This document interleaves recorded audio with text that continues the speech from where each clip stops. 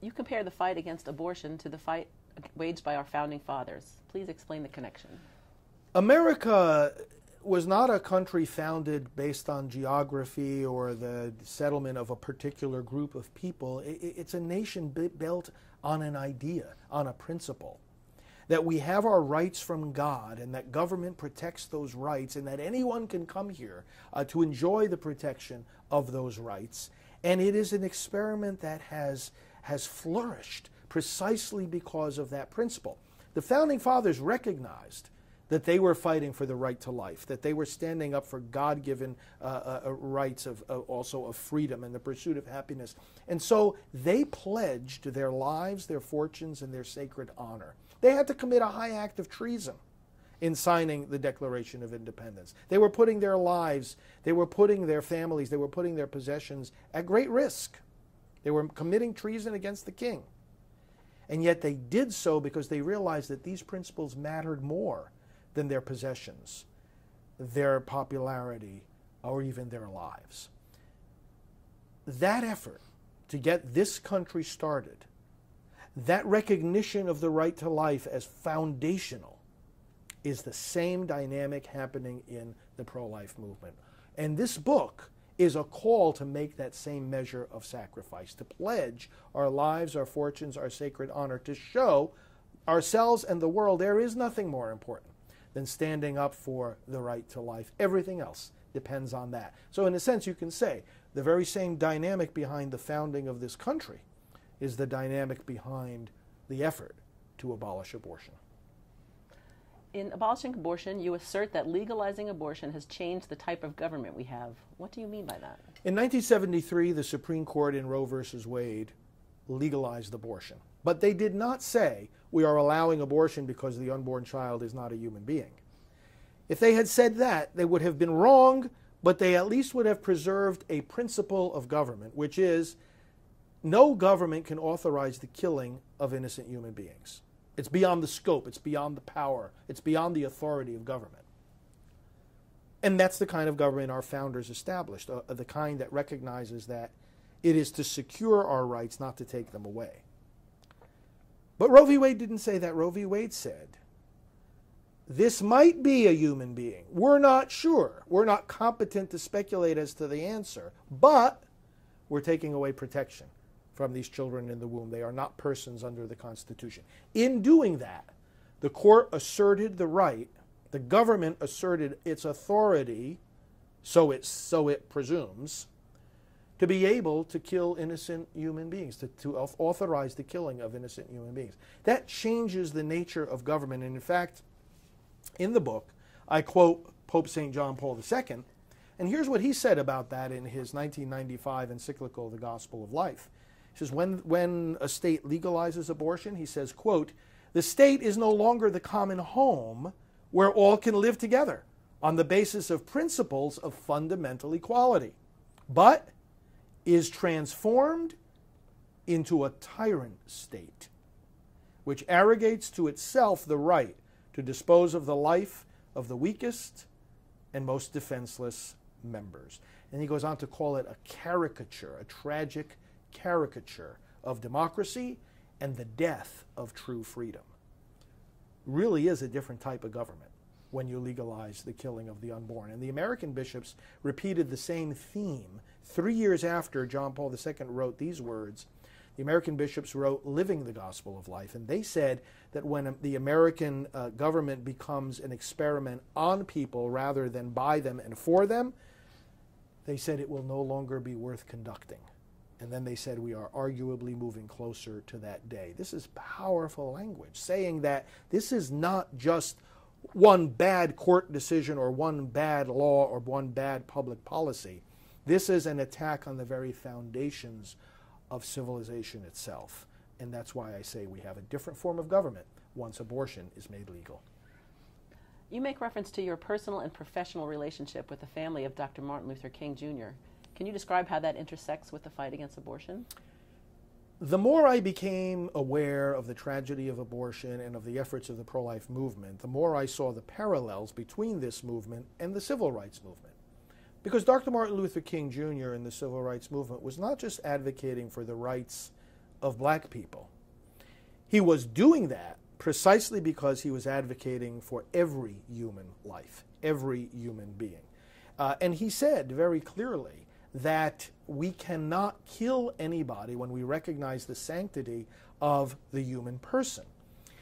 This movement, therefore, for the sanctity of the life of the unborn, for their equal protection under the law, is fueled by the very same principle that the civil rights movement was based on. It's just the same principle applied to a different group of victims. I recognized that, and then at a certain point in the development of my pro-life work, I heard that Dr. Alveda King, the niece of Martin Luther King Jr., the daughter of Martin's brother, A.D. King, was speaking out about pro-life. And so it turned out that we met at a pro-life conference at which we were both on the speaking program. And I said to her, we need to work more closely together. And she heard my talk in which I was quoting her uncle, and we developed a personal and professional relationship. And several years after that, she decided to join our pastoral team at Priests for Life full-time, and also to join our Silent No More awareness campaign because she herself has had 2 abortions. And so she speaks from the personal experience of abortion and also from the civil rights perspective that, yes, this pro-life movement is the civil rights movement of today.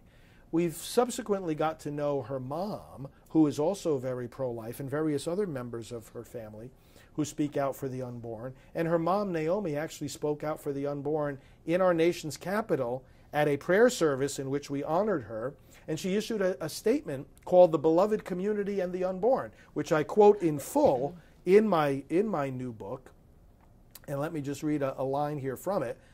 Naomi King, sister-in-law of Martin Luther King Jr., said, "We must declare that these children too, the children in the womb, are members of the beloved community, that our destiny is linked with theirs, and that therefore they deserve justice, equality, and protection." So it has been a joy, continues to be a joy, to know the family, to be with them in many different events and occasions, and to join our voices together for justice, equality, and nonviolence. And that includes the babies in the womb. You write at length in the book about the, quote, chilling effect of vague tax law. Please explain what that effect is.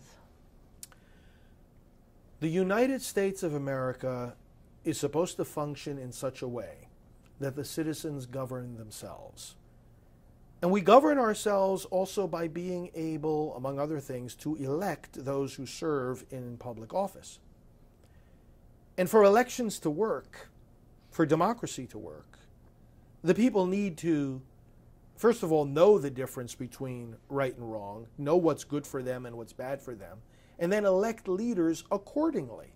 So there has to be what the Supreme Court calls, and let me quote here from the court, a freedom of debate in the public square. In 1964, there was a case called New York Times versus Sullivan, and the court said that the right of citizens to advocate for particular issues reflects our, quote, profound national commitment to the principle that debate on public issues should be uninhibited, robust, and wide open. Now, there has come into being this provision of the tax law that says that churches and not-for-profit organizations cannot intervene in a political campaign.